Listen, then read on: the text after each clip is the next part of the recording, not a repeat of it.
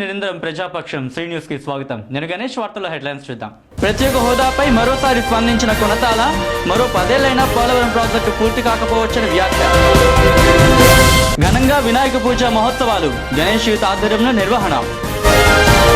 కొత్త నక్కవాణిపాలెంలో వినాయక నిమజ్జన మహోత్సవాలు, పాల్గొన్న చిన్నారులు.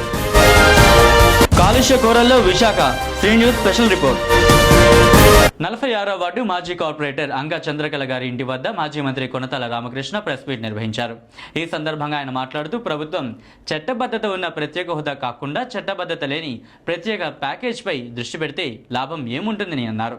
ప్రజలు కూడా ప్రత్యేక ప్యాకేజ్తో ఏదో అభివృద్ధి సాధ్యమని ఆశిస్తున్నారని, కానీ ప్రత్యేక హోదాతో అసలైన అభివృద్ధి సాధ్యమని ఆయన అన్నారు. ప్రభుత్వం రాజధాని ఎంపిక విషయంలో కానీ ప్రత్యేక హోదా, ప్రత్యేక ప్యాకేజీ విషయాలపై అన్ని పార్టీలతో చర్చించి ఉంటే ప్రజలకు సరైన అవగాహన పాలన అందించిన వారు అవుతామని అని అన్నారు.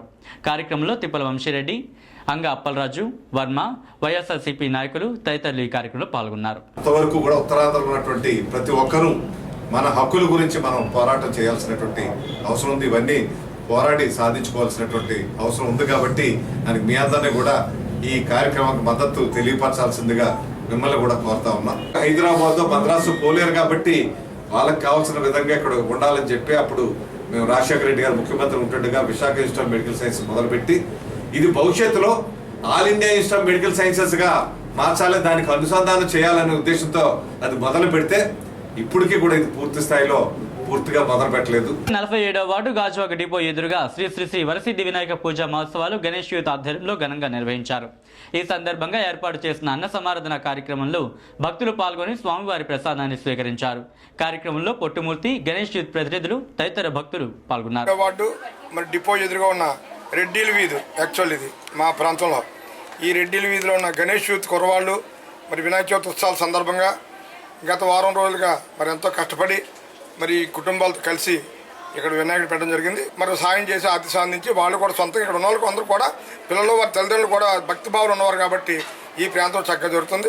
ఈరోజు అన్నసంతర్పణ మరి ఎంత చక్కగా ఉంది. అన్నసంతర్పణ ఆ భోజనాలు, ఆ బిర్యానీ చాలా టేస్ట్గా అసలు మరి ఏదైతే ఉందో మన ఆల్ఫా హోటల్ బిర్యానీలో ఉంది, అందులో మటన్గా కలిపితే ఆల్ఫా హోటల్ అటువంటి బిర్యానీ పెట్టి ప్రజలు రెండోసారి అడుగుతున్నారు మూర్తిగా ఇంకోసారి వేయండి అని.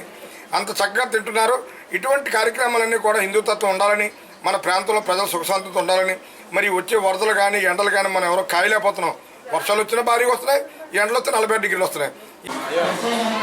కొత్త నక్కవాణిపాలెంలో వినాయక మహోత్సవాల్లో భాగంగా వినాయక నిమజ్జన మహోత్సవాన్ని ఘనంగా నిర్వహించారు. బాలుల ఆధ్వర్యంలో జరిగిన ఈ కార్యక్రమంలో చిన్నారులు పాల్గొన్నారు. కార్యక్రమంలో చిన్నారులు హర్షవర్ధన్, గోవర్ధన్ తదితరులు పాల్గొన్నారు. పారిశ్రామిక ప్రాంతంగా అభివృద్ధి చెందుతున్న విశాఖను కాలుష్య కోరలు కమ్ముకుంటున్నాయి. కారు మబ్బులు పలకరించిన చిరుచినుకైన వర్షం కురవకపోవడం, కొన్ని చోట్ల కురిసి మరికొన్ని చోట్ల కురవకపోవడం నగర ప్రజలను ఆశ్చర్యానికి గురి చేస్తున్నాయి. దీనిపై 47వ వార్డు టీడీపీ నాయకులు పొట్టుమూర్తితో మా senior reporter Srinivas face to face. మనం చూస్తున్నట్లయితే మన ప్రపంచంలో మొత్తం మీద కాలుష్యంలో 2వ స్థానంగా విశాఖపట్నం తెలుస్తుంది. ఈ 5 వార్డులకు సంబంధించి ఈ కోరమండలం నుండి హెచ్పిసిఎల్ అండ్ అల్యూమినియం ఫ్యాక్టరీ వల్ల వచ్చిన కాలుష్యం వల్ల పారిశ్రామిక ప్రాంతంలో వర్షాలు రాకుండా చాలా మంది ఇబ్బంది పడుతున్నారు. అలాగే చాలా జబ్బులతో కూడా ఈ యొక్క కాలుష్యం దీనికి కారణం. ఇండస్ట్రియల్ 5 వార్డులకి టీడీపీ నాయకులైన మన పొట్టుమూర్తి గారు ఉన్నారు. ఆయన మాటలు అడిగి ఈ విషయాలు తెలుసుకున్నాం.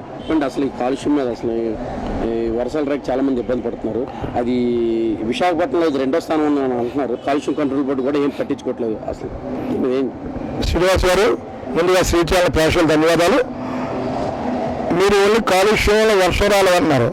వర్షాలు కాకుండా ఈ ప్రాంతంలో ఇటు కోరమండలు కానీ హెచ్పిసిఎల్ వాళ్ళు మరి వాళ్ళ విషవాయుడు మరి ఎన్ని మాటలు చెప్పే వాళ్ళకి కలెక్టర్ పర్యటించాడు, ఎమ్మెల్యే పర్యటించారు, మంత్రులు పర్యటించారు.